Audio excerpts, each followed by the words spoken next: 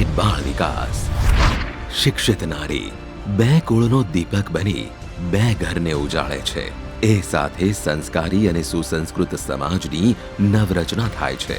ભાવિના સંસ્કાર ઘડતરમાં માતા મહત્વનું પરિબળ છે.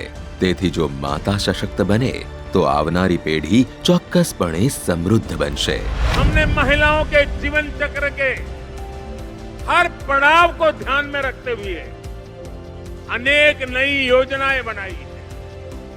महिलाओं का जीवन आसान बने, उनके जीवन से मुश्किलें कम हो, उन्हें आगे बढ़ने के ज्यादा से ज्यादा अवसर मिले, ये हमारी सरकार की सर्वोच्च प्राथमिकताओं में से एक. ગુજરાતના તત્કાલીન મુખ્યમંત્રી અને વર્તમાન પ્રધાનમંત્રી શ્રી નરેન્દ્રભાઈ મોદીના આ શબ્દો મહિલાની શક્તિ માટેની આદરાંજલિ છે અને સમાજની રચનામાં નારી શક્તિની અમૂલ્ય ભાગીદારીની અનિવાર્યતા છે. નારી શક્તિને સામર્થ્યવાન બનાવવા મહિલા અને બાળ વિકાસ વિભાગ કાર્યરત છે. મહિલા સશક્તિકરણના મહાયજ્ઞમાં પોષણ મુખ્ય અર્ધ્ય છે. કૃષ્ણ અને માતા યશોદાની કથા આપણે જાણીએ છીએ. બાળકને સંસ્કાર, સુરક્ષા, સ્વાસ્થ્ય અને શિક્ષણ જેટલું માતાની ગોદમાં વહાલ દ્વારા મળે એવું ભાગ્યે જ અન્ય ક્યાંક મળે. માનનીય વડાપ્રધાન શ્રી નરેન્દ્રભાઈ મોદીએ પ્રત્યેક બાળકને બાળકૃષ્ણ અને ગુણો સિંચનાર આંગણવાડીની કાર્યકર બહેનોને માતા યશોદા સ્વરૂપ માની નંદઘરનો અભિગમ અમલમાં મૂક્યો છે.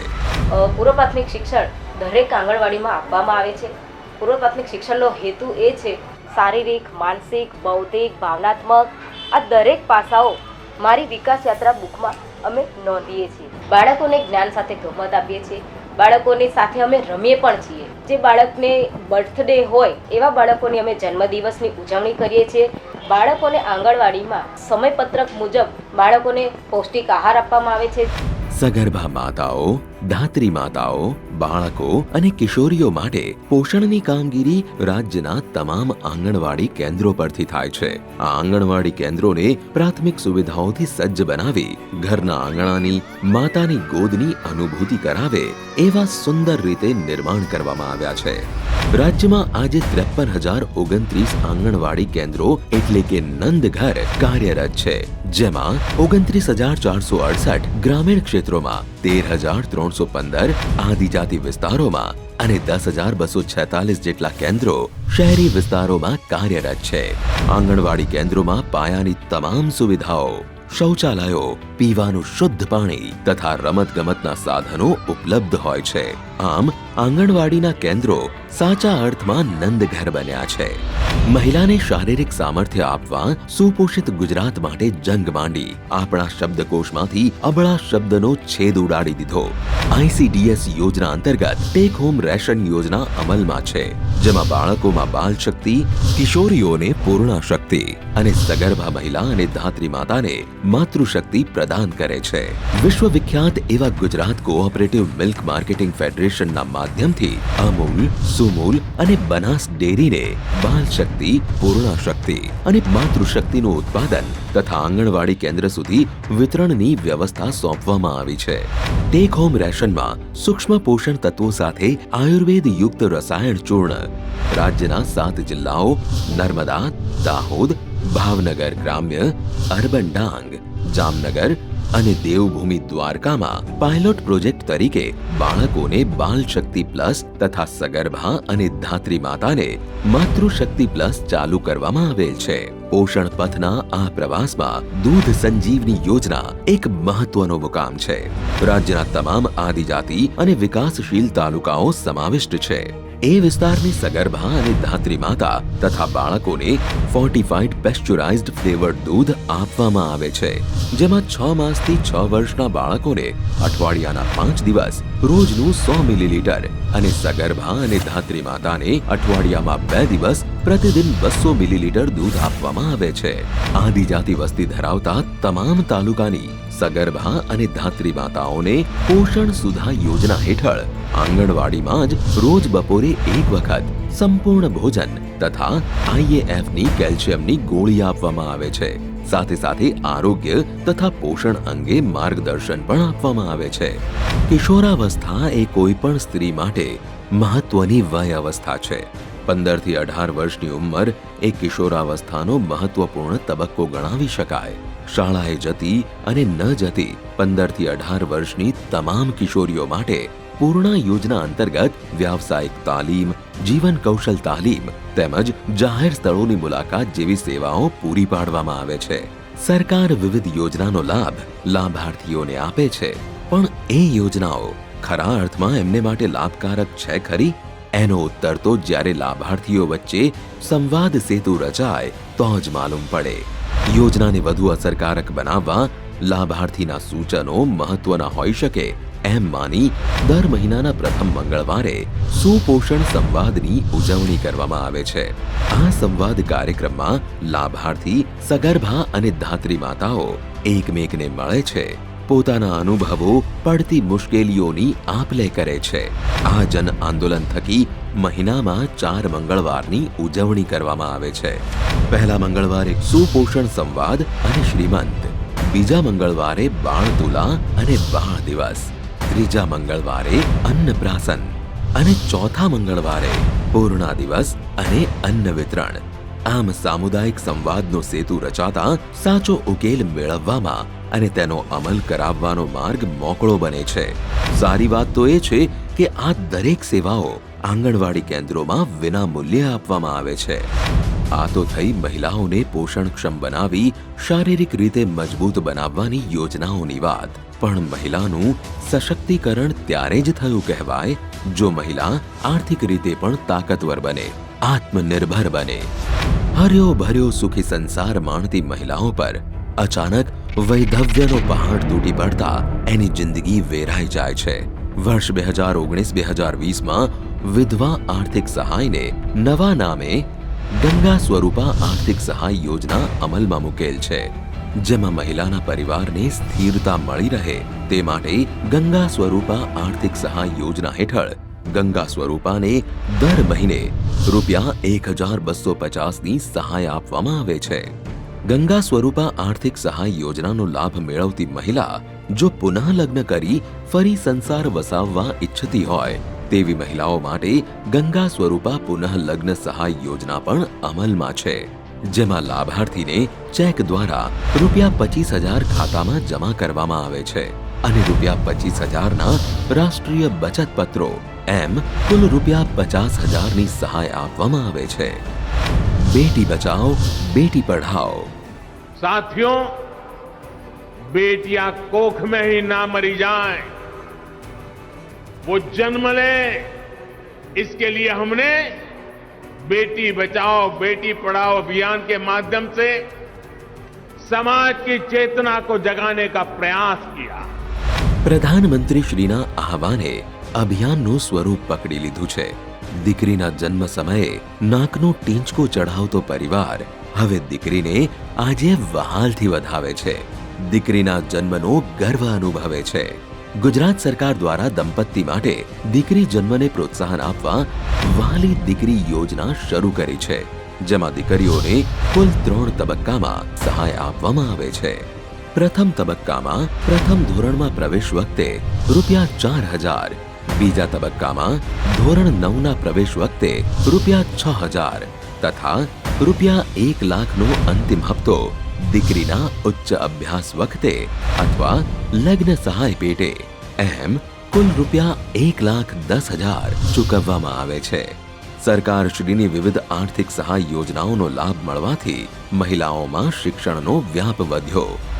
माताओं, बहनों, बेटियों, उनका जीवन पीढ़ियों को प्रभावित करने वाला, पीढ़ियों का निर्माण करने वाला जीवन होता है.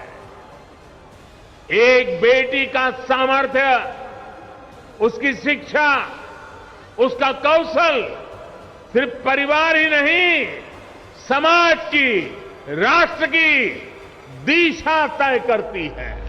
ઉંબરાની આ પાર રહી કેવળ ઘરકામ કરનારી મહિલાઓ ઘરની બહાર શાળા, કોલેજો અને કામકાજના સ્થળોએ આવવા જવા લાગી. આવા સંજોગોમાં મહિલાઓ ક્યારેક બાહ્ય તો ક્યારેક ઘરના પુરુષ સભ્યો તરફથી મુશ્કેલીઓનો ભોગ બને છે. किंजो कैसे करवाया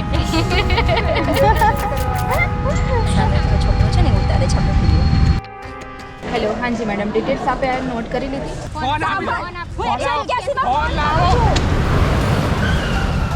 ગાર્ડનમાં બેઠા હતા અહીંયા, તો આ લોકો અમારો વિડીયો ઉતારે છે. ભૂલ થઈ ગઈ છે, હું માફી માંગુ છું. આવી મહિલાઓને તત્કાળ ધોરણે બચાવ કામગીરી, સલાહ સૂચન, મદદ અને માર્ગદર્શન મળી રહે એ માટે વર્ષ 2014 થી 181 અભયમ મહિલા હેલ્પલાઇન કાર્યરત છે, જેનો હેતુ મહિલાઓને ભયમુક્ત બનાવવા માટેનો છે. 181 અભયમ વુમન હેલ્પલાઇનનો આ ટોલ ફ્રી હેલ્પલાઇન છે. કોઈ પણ પ્રકારના લેન્ડલાઇનમાં એસટીડી કોડની પણ જરૂર નથી. માત્ર 181 નંબર ડાયલ કરવાથી મોબાઈલ કે લેન્ડલાઇન નંબરથી આ કોલ સીધો જ રાજ્ય કક્ષાના કેન્દ્રિત આ કંટ્રોલ કમાન્ડ સેન્ટર જે છે આપણું 181 અભયમ મહિલા હેલ્પલાઇન, ત્યાં ફોન કોલ મળી જાય છે. તમામ જિલ્લામાં જિલ્લા કક્ષાએથી જ મહિલાઓને મદદ મળી રહે એવી આગવી વ્યવસ્થા સાથે 59 જેટલી રેસ્ક્યુ વાન સાથેની આ વ્યવસ્થા કાર્યાન્વિત થયેલ છે, જે દેશની અંદર ગુજરાત એક જ માત્ર એવું રાજ્ય છે કે જ્યાં મહિલાઓને ઘર બેઠા જરૂરિયાતના સમયે આ વાન છે ઘરે પહોંચી તાલીમબદ્ધ કાઉન્સલર, મહિલા કોન્સ્ટેબલ અને ડ્રાઈવર સાથેની આ સંયુક્ત ટીમ ઘટના સ્થળે જઈ અને મદદ પૂરી પાડે છે. છેલ્લા 8.5 વર્ષની અંદર 13,500 કરતાં પણ વધારે મહિલાએ જરૂરિયાતના સમયે સલાહ, સૂચન, મદદ અને માર્ગદર્શન મેળવવા માટે આ હેલ્પલાઇનનો ઉપયોગ કરેલ છે. હિંસાથી અસરગ્રસ્ત મહિલાઓને એક જ સ્થળેથી સુરક્ષા અને આશ્રય એમ બંને મળી રહે એ માટે સખી વન સ્ટોપ સેન્ટર પણ ઊભા કરવામાં આવ્યા છે, જેમાં રાજ્યના તમામ જિલ્લાઓમાં 24 કલાક કાર્યરત આ કેન્દ્રોમાં કિશોરીઓ કે મહિલાઓને કુટુંબ કે સમાજ દ્વારા કોઈ પણ પ્રકારની શારીરિક, માનસિક, જાતિગત, ભાવનાત્મક કે ઘરેલું હિંસાનો ભોગ બનવું પડે છે કે પછી કુરિવાજો કે જાતીય સતામણીના કિસ્સાઓમાં તત્કાળ સુરક્ષા, સલામતી, આશ્રય, તબીબી સહાય, કાનૂની સહાય, પરામર્શ વિના મૂલ્યે સરકારશ્રી દ્વારા 24 કલાક 7 દિવસ પૂરી પાડવામાં આવે છે. આ સેન્ટરમાં કોઈ પણ બહેન આવી શકે છે, 0થી લઈને કોઈ પણ ઉંમરની બહેનને અહીંયા આવી શકે છે. એની સમસ્યા લઈને ઘરેલું હિંસા હોય કે પછી કોઈ બીજી અન્ય એની પર્સનલ પ્રોબ્લેમ્સ હોય કે પછી એના પતિ એને સારી રીતે રાખતા નથી, ઘરમાં એને ત્રાસ આપવામાં આવે છે, મારઝૂડ કરવામાં આવે છે, તો એને કોઈ પણ જાતની સમસ્યા હોય એ બહેનો અહીંયા આવી શકે છે.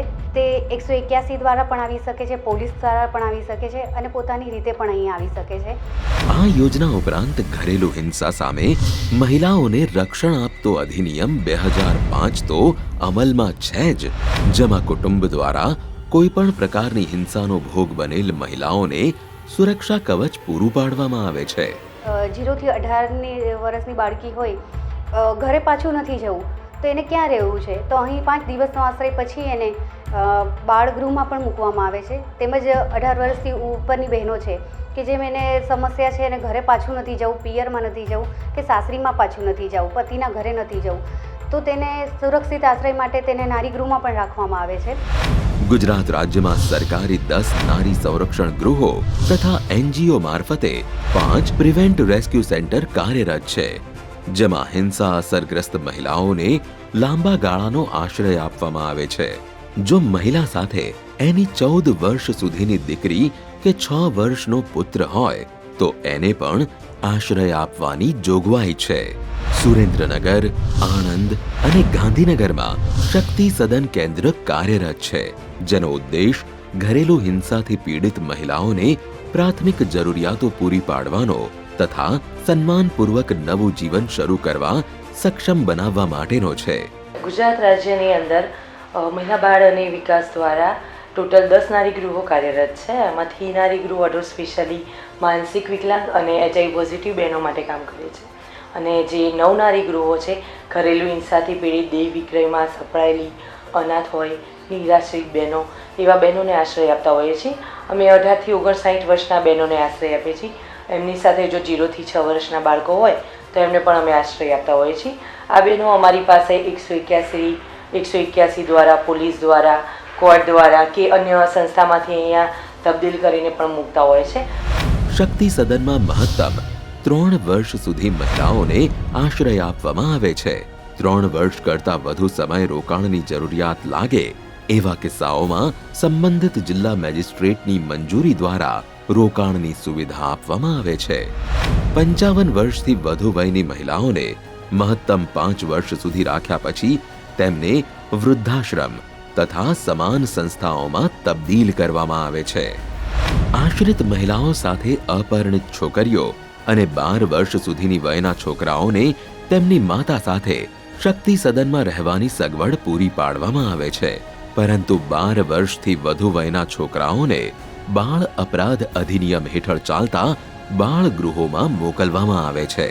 અહીંયા નારી ગૃહની અંદર સવારમાં અલગ અલગ પ્રકારની એક્ટિવિટીઝ કરાવવામાં આવતી હોય છે, જેમ કે સવારમાં ઉઠીને પ્રાર્થના કરવી, યોગા કરવા, બહેનોને મનોરંજન માટે ટીવી, ગરબા રમવા, અલગ અલગ પ્રકારના ક્રાફ્ટ કરાવવા, એ રીતની કામગીરી અમે કરાવતા હોઈએ છીએ. અને સ્પેશિયલી અત્યારે અમે એમને તોરણ બનાવવાનું કામગીરી કરાવીએ છીએ, જેથી કરી એ ભવિષ્યમાં પરિવાર સાથે જ્યારે પુનઃસ્થાપન કરીએ તો એક નાનું મોટું કામ કરી પોતાનો ખર્ચો એ જાતે ઉઠાવી શકે. તબક્કાવાર યોજનાઓથી લાભાન્વિત રાજ્યની મહિલાઓમાં શિક્ષણ દરની સાથે સાથે આત્મનિર્ભરતાનો દર પણ વધ્યો છે. હવે મહિલાઓ પોતાનો અવાજ રજૂ કરતી થઈ છે. એનામાં આત્મસન્માન, આત્મશક્તિ અને સ્વાભિમાન જાગૃત થયા છે. એનો શ્રેય એમના માટેની અમલી આ લાભકારી યોજનાઓને જાય છે તથા રાજ્ય સરકારના પારદર્શી અમલીકરણને. Support centre.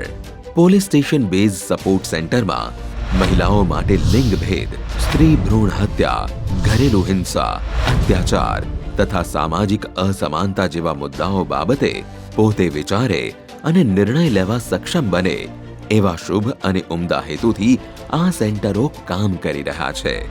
ઘરેલુ હિંસાથી પીડિત મહિલાઓ જે પોલીસ સ્ટેશનમાં ફરિયાદ કરવા માટે આવતી હોય છે, જનરલી મહિલાઓને તો પોલીસ સ્ટેશનની જ ખબર હોય કે કંઈ પણ એની સાથે હિંસાનો બનાવ બન્યો છે તો પોલીસ સ્ટેશન જવું. પછી જ્યારે પોલીસ સ્ટેશનમાંથી મારી પાસે અહીંયા મોકલવામાં આવે છે કેસને, ત્યારે ઘણી વખત બહુ જ નાના નાના પ્રશ્નો હોય છે.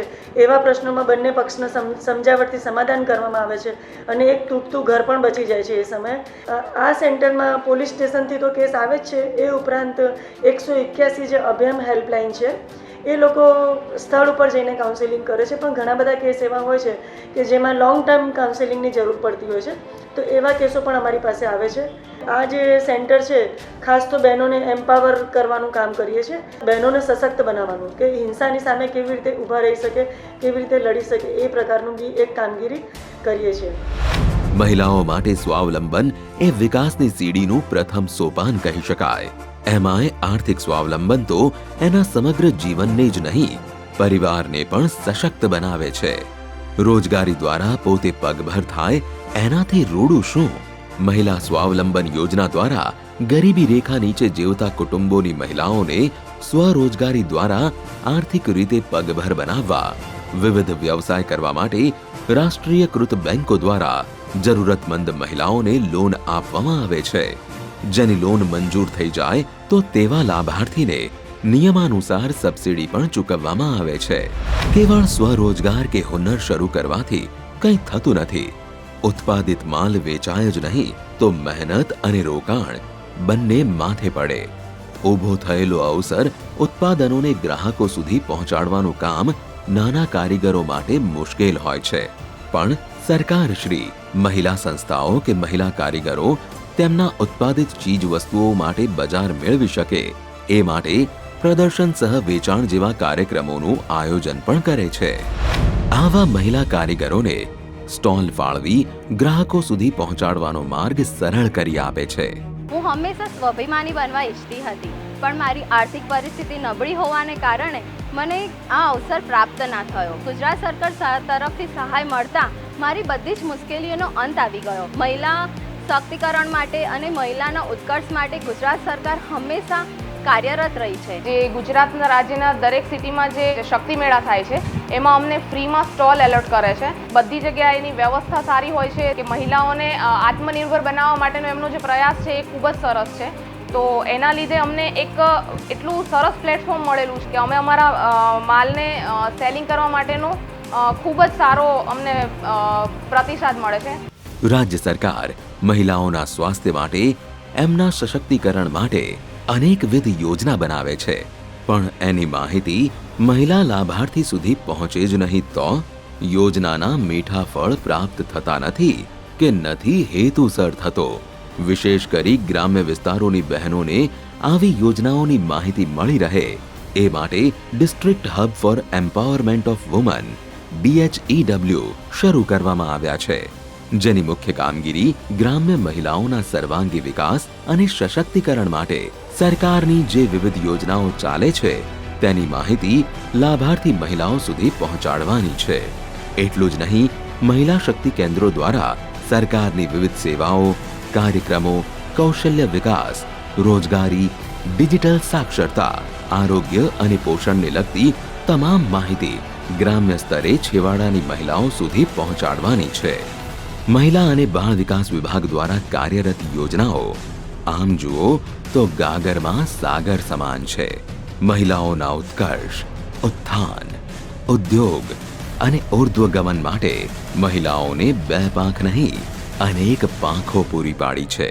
આજે મહિલાએ પોતાના માટે, પરિવાર માટે, વહાલા સંતાનો માટે કોઈની સામે હાથ ફેલાવવો ન પડે, પણ એનાથી વિપરીત સન્માનથી, સાહસથી, શક્તિથી, શ્રદ્ધાથી સામે ઉભેલા આકાશમાં ઊંચી ઉડાન ભરી શકે, નારી ગૌરવને વધુ ગૌરવાન્વિત બનાવી શકે, એવા ઉમદા આશયથી આ તમામ યોજનાઓના અમલ થકી મુખ્યમંત્રી શ્રી ભૂપેન્દ્રભાઈ પટેલની વંચિત, પીડિત, શોષિતોની શક્તિ ગણાતી રાજ્ય સરકારે મહિલાને સાચે જ શક્તિશાળી બનાવી છે.